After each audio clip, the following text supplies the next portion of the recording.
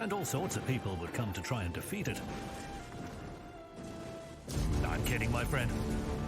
We're not here to tell fairy tales. Our show is different. We have seas of fire, waterfalls of shells, squalls of torpedoes, and the most intense naval action there is. It's Sea Smackdown time.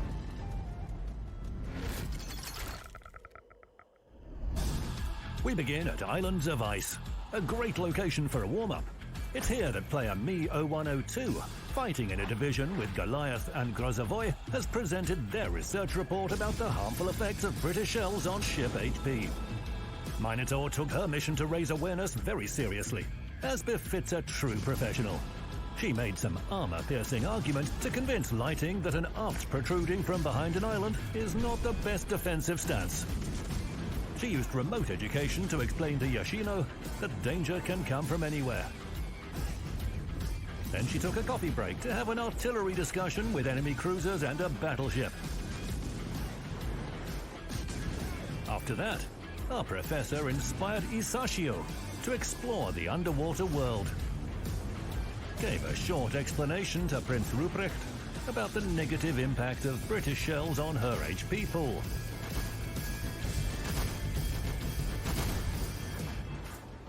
Proved again the credibility of her scientific theories to Tirpitz, although the latter, together with Monarch and Salem, needed a lot of persuasion. But it's truly impossible to resist when you're treated to a tasty British torpedo.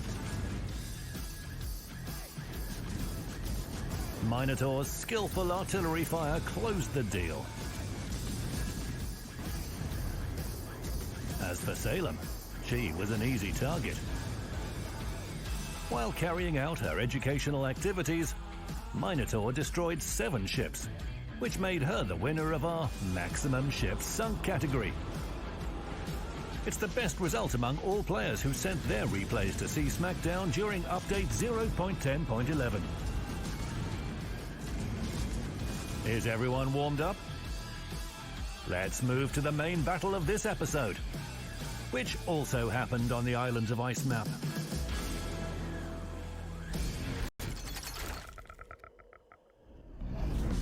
What's the most important thing about any game? Enjoying the process, of course. Otherwise, why play at all? For this reason, when asked where to go at the beginning of a battle, serious players like WWG 2019 always answer, head to where the heat is likely to begin as quickly as possible. So they sailed to the closest flank. You should choose a target that presents the biggest threat but is also easier to penetrate. Minotaur on Minotaur. Sounds about right. However, as soon as our hero was spotted, they fell under crossfire. Of course, everyone hurried to hide in smokes, but it didn't protect them from AP shells. First blood. There's still time to shoot from smokes, but an enemy Shimakaze sinks our gearing and Des Moines. What a combo. It's boring in smokes. Time to get out. All of a sudden, well met. Shimakaze realized she was doomed, but set the smokescreen nevertheless. Our hero managed to both evade the submarine's torpedoes and sink the destroyer.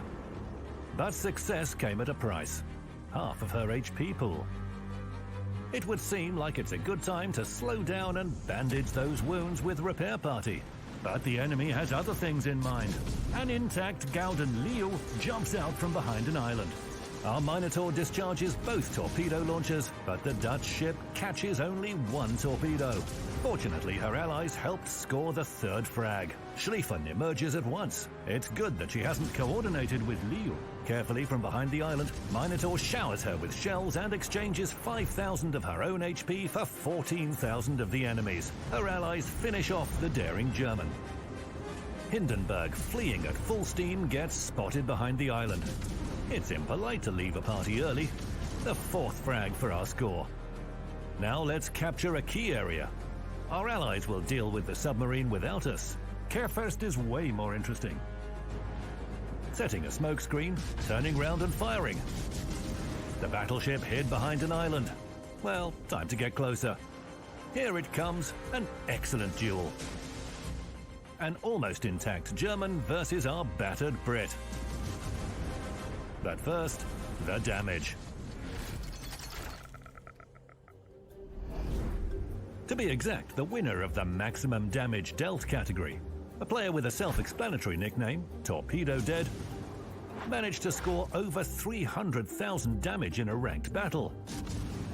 Some might say Minotaur got lucky, but we're sure that skill had something to do with it as well. Not only did the Brit play without smoke generator, but she also spent most of the battle in the F7 sector on the north map.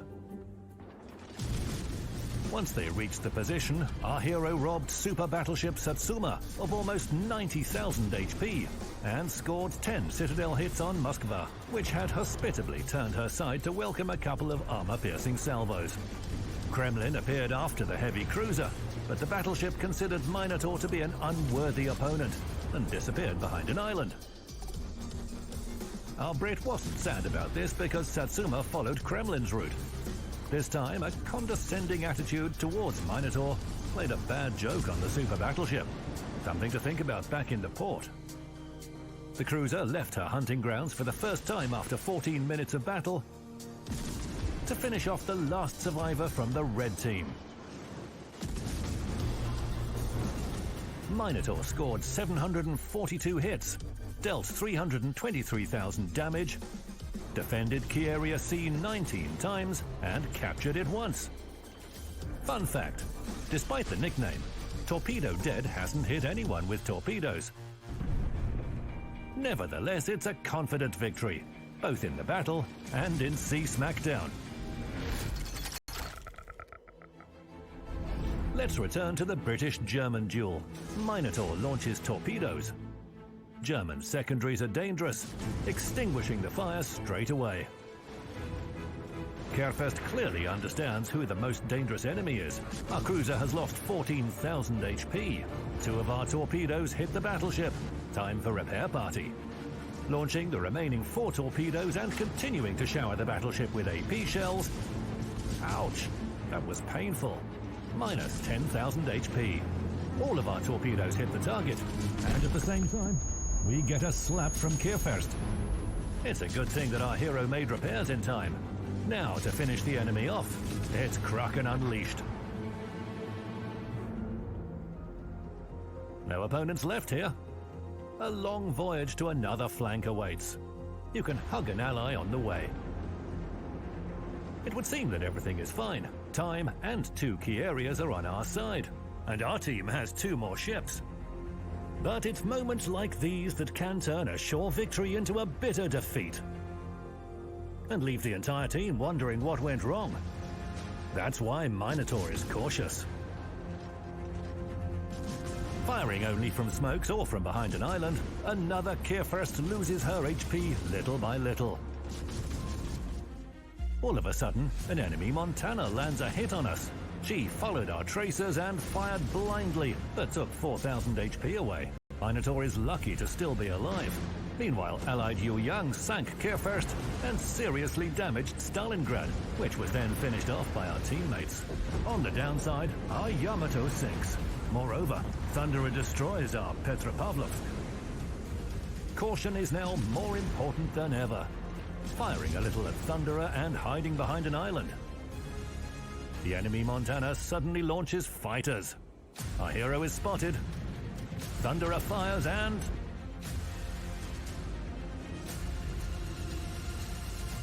And it's time to switch to another category for a while.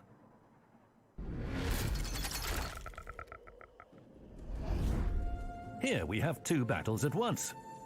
In the first one, our player, nicknamed Ava Lord, together with 2 allies, took care of enemy Stalingrad and Z-52 on their flank. In the second battle, player Torpeda Maminoi Podrugi, who has already been featured in one of our previous Sea Smackdown episodes, also confidently dealt with a heavy cruiser and destroyer. Only in this case they were Napoli and Smolensk. Then each of the Minotaurs rushed after the enemy carrier. By the way, those were ranked battles in both cases, and the carrier was Nahimov.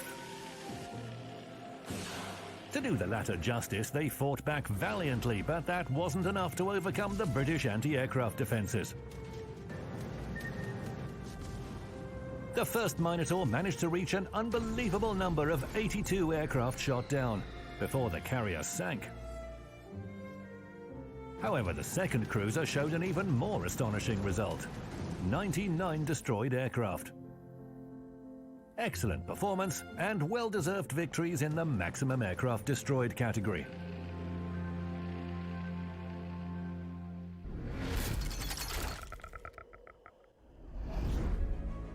Let's get back down to the Islands of Ice map.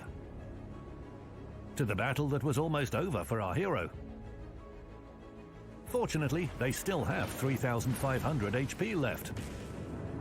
The last repair party is activated, carefully withdrawing and firing at the retreating Montana from behind an island. Setting a smokescreen and focusing on Thunderer. The enemy tries to pinpoint us by our tracers, but without luck, and our hero confidently destroys the battleship. As for Montana, she became the 7th frag, the final and completely deserved trophy.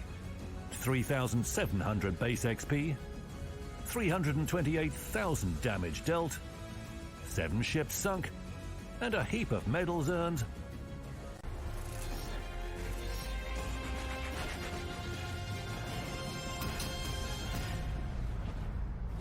The star of today's show is legendary battleship Yamato. Before the arrival of another Japanese ship, Shikishima, Yamato's guns were the biggest of all, not just among the Japanese battleships, but out of all ships in the game. Judge for yourself. The caliber of her guns is 460mm, and Yamato has 9 of them. The maximum damage of an AP shell is 14,800, an HE shell 7,300. In total, one armour-piercing broadside salvo can deal 133,200 damage. One high-explosive salvo, 65,700 damage. Of course, it's very difficult to achieve results like these, but our players do sometimes prove that they know how to deal huge amounts of damage per salvo playing Yamato.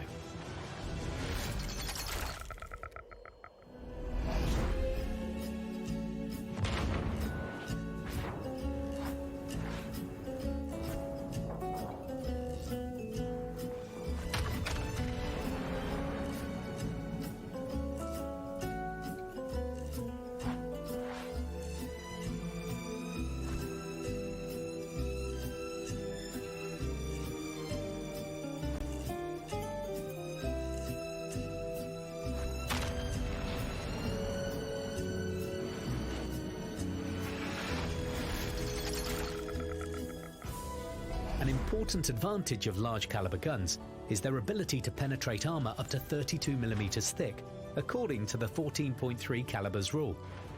In other words, when you face Yamato, Musashi or Shikishima, don't be surprised if they penetrate your ship's bow and deal damage to your citadel.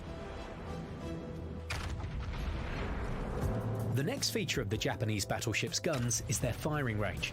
Without upgrades, Yamato can fire over a distance of up to 26.6 kilometers. With the second modification of gunfire control system, up to 30.9 kilometers.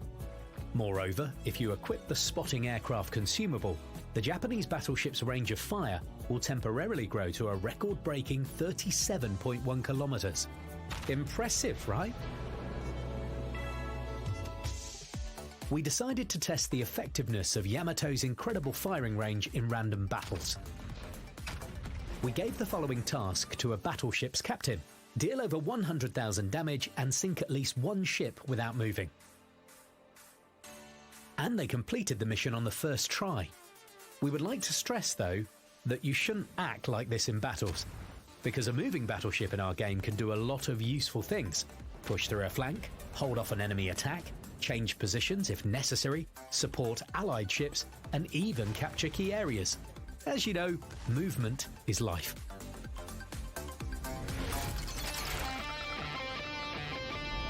That's how Yamato's guns are. Those who make friends with this power will score hundreds of thousands of damage and win countless battles.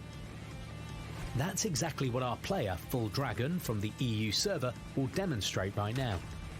From everybody who sent us their replays, they scored the most damage. Well, almost.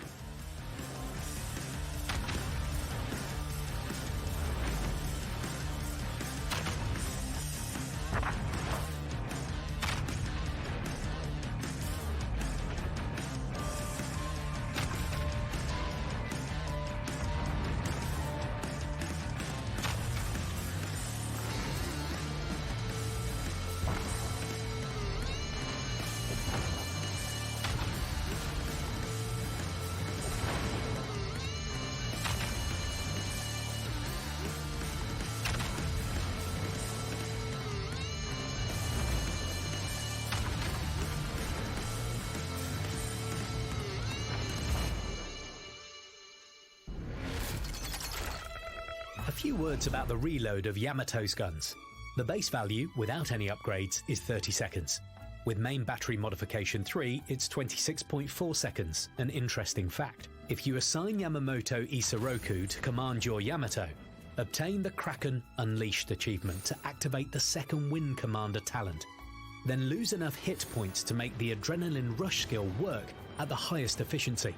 Have 4 instances of fire aboard to obtain the maximum bonus of the Furious skill, and finally have an enemy within the range of your secondary battery to activate the Close Quarters Expert skill. Then the reload time of your main guns will be between 10 and 12 seconds.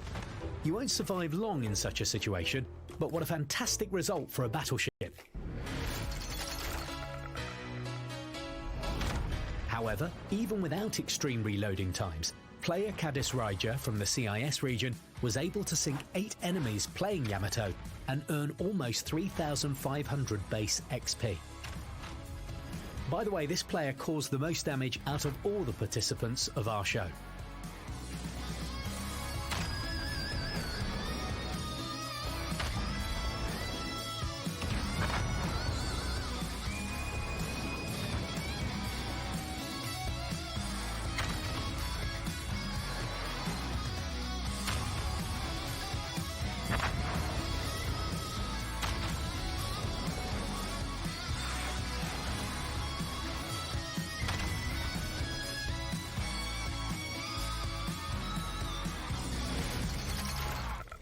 In addition to her guns, Yamato has a decent arsenal of auxiliary weapons. You can check out the tests of the battleship's secondary battery in the first episode of Rico Chet on our channel. The link to this video can be found in the description. As for anti-aircraft defense, even if you reinforce it with skills and upgrades, you will still need to seek support from your allies from time to time, especially against Tier 10 aircraft carriers. Despite that, Yamato is still capable of earning the AA Defense Expert achievement on her own sometimes. Let's move from guns to armor. Here, Yamato has something to boast as well. Protection of the central part of her hull at the waterline is 410mm. On her ends, it's 32mm. Her deck armor in the central part is 57mm thick. She has a pool of 97,200 hit points.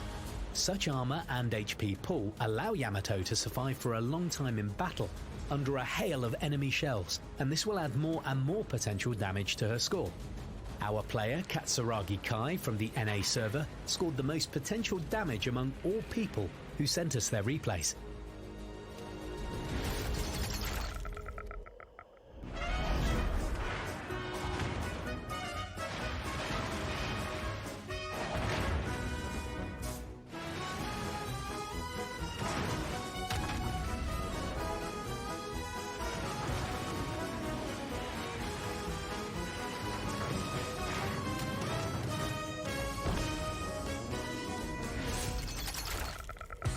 Yamato has decent protection, but this is not a reason to expose her sides, especially at 90-degree angles. By the way, the Japanese battleship has one vulnerability. If a large caliber enemy shell hits the area between the second and first barbets of her bow turrets, there is a high probability that it will penetrate the citadel. Yes, you heard it right. Yamato can not only deal impressive damage to enemies, she can also lose the bulk of her own HP in quite a dramatic manner.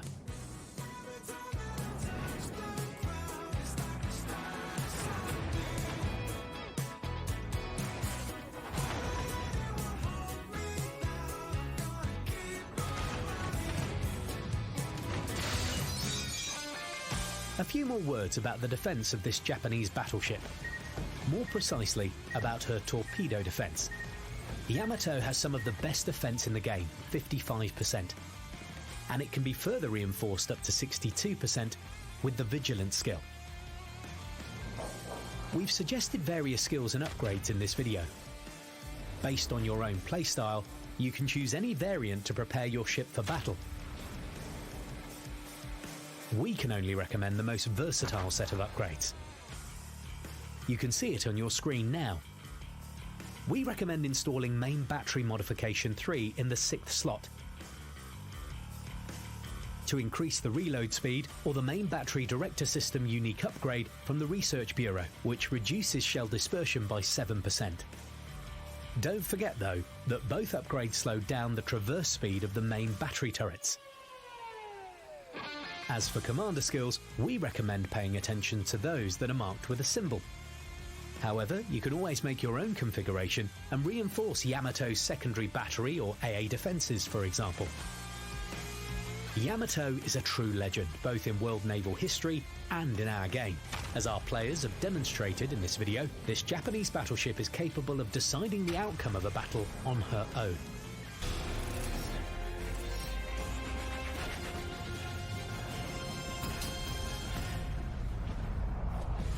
Before we get to the main battle of today's episode, we need to warm up.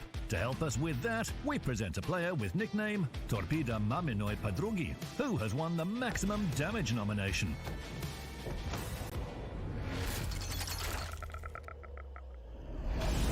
The events on the mountain range map went down for the destroyer as though they had been scripted in advance. First of all, Kagero approached Grossa Kehrfirst, which was standing all sad and gloomy near an island.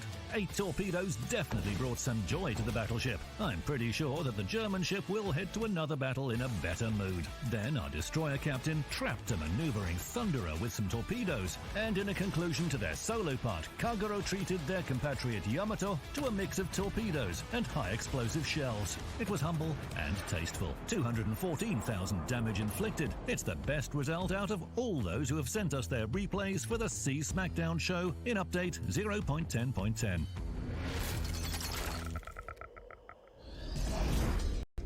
So, are you warmed up? Then let's continue with the main replay of this episode. The protagonist of the replay goes under the nickname G Megamax. A battle on the neighbours map seems to be smooth sailing for our hero from the outset. Our hero is at the top of the list and the map is open, so the only thing you need to do is launch torpedoes in bursts and reload. I'm not joking about bursts now. Our Kagero is so cool that she headed into battle with torpedo reload booster equipped instead of smoke generator. At the same time, Shiratsuyu from the red team acted cautiously and utilized smoke generator, but it didn't save her from our deadly Kagero. To be on the safe side, our hero added some high explosive shells to her torpedo salvo. These shells were excessive though. During the several seconds that our Kagero was spotted after firing, she lost half of her HP pool, and it was just the beginning of the battle. Fine, let's take a deep breath, get it together, and start acting like a true ninja. For starters, let's capture a key area and inspect the distribution of forces. Both allies and enemies are acting cautiously. We can use it to our advantage. We can rush forward and cook some nice torpedo soup. Suddenly, somebody blocked the key area. Destroyers? No, both of them are at areas A and C right now. Edinburgh. She's even hidden in smoke behind an island so that battleships can't get to her. What a cheeky move. Nothing to worry about though. We'll deal with you right away. Kagero approached the smoke screen to 5.5 kilometers, spotted the firing British ship and launched torpedoes at her. All done by the book. Now we just have to wait for a hit. But there was none. That's one lucky ship. She didn't even retreat from key area B. Ah well, blast this key area. We'll always have time to capture it. Kagero leaves the key area and takes aim at Gneisenau. The battleship wasn't maneuvering much. It seems like she forgot about a deadly threat right under her stern. As everyone knows, the best cure for forgetfulness is a torpedo salvo on an empty stomach. Here is the second frag and devastating strike. Meanwhile, Edinburgh decided to change her role from being the hunted to becoming a hunter. The cruiser even stopped capturing the key area for that. After our hero had launched torpedoes at Gneisenau, she activated Torpedo Reload Booster and addressed 2 torpedo spreads to the British ship. A torpedo hit didn't change Edinburgh's intention of chasing the destroyer down. Moreover, that torpedo hit even made the cruiser more focused. What was the reason behind that? The radio location skill? Or pure intuition? I'll tell you just that the British ship was literally in the wake of our Kagero. A couple of hundred more meters, and Edinburgh would see Kagero through the reticle. There was another issue as well. A landmass was getting close fast on the destroyer's port side. There was nowhere to hide. Smoke generator had been left at the port. The score was 185 versus 497 in favor of the red team, and the enemy team had also captured all key areas. Things were getting desperate. Will Kagero be able to get through it and win over Edinburgh? We'll know it immediately after the maximum ship sunk nomination.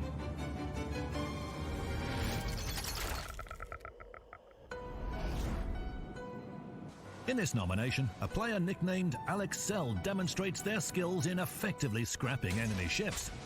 The destroyer captain welcomed Otago when she was coming from behind an island and finished her off with main guns. After that, within just several seconds, the destroyer managed to issue torpedo invitations to North Carolina and aircraft carrier Pobeda for them to visit the domain of Poseidon. At the most appropriate moment, she sank Mogarmi and thus earned the Kraken Unleashed achievement. The last enemy to learn the power of Kagero's torpedoes was Amagi. 6 ships sunk and 3,193 base XP. That's a great result. Can you do better? Then read the rules for sending your replays to our Sea Smackdown show carefully and surprise us with your achievements. I'll let you know what ship will be featured in the next episode at the end of this video. Until then, we're returning to the neighbors map.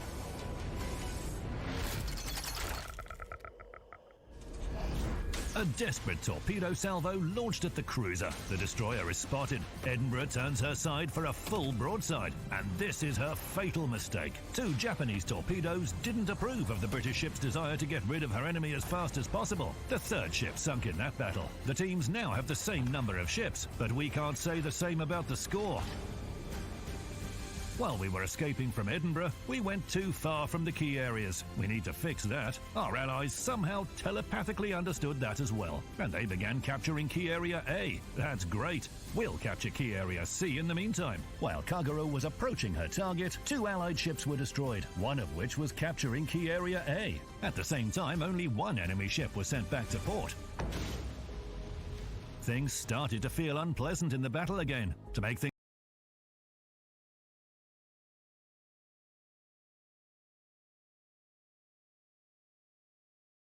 worse, Leon with full HP and aircraft carrier Serov with almost full HP was spotted approaching key area C. If these 2 ships spot us, we won't have those 5,000 remaining HP for long, and if we're destroyed here now, it will mean that we've lost the battle in this part of the map. Kagero launches 2 torpedo spreads at the battleship and activates the last charge of Torpedo Reload Booster, a double torpedo spread at the battleship. Carefully, like a circus tightrope walker, she evades her enemies and tries to avoid being spotted. 3 torpedoes were enough for Leon to go down. Serov needed just 2. 2 more frags have been added to our battle score.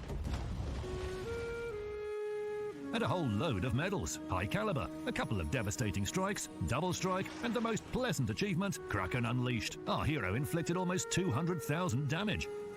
Our winners of the maximum damage per salvo nomination also dealt impressive amounts of damage in their respective battles. After the nomination, we'll return to our hero and find out how her battle ends.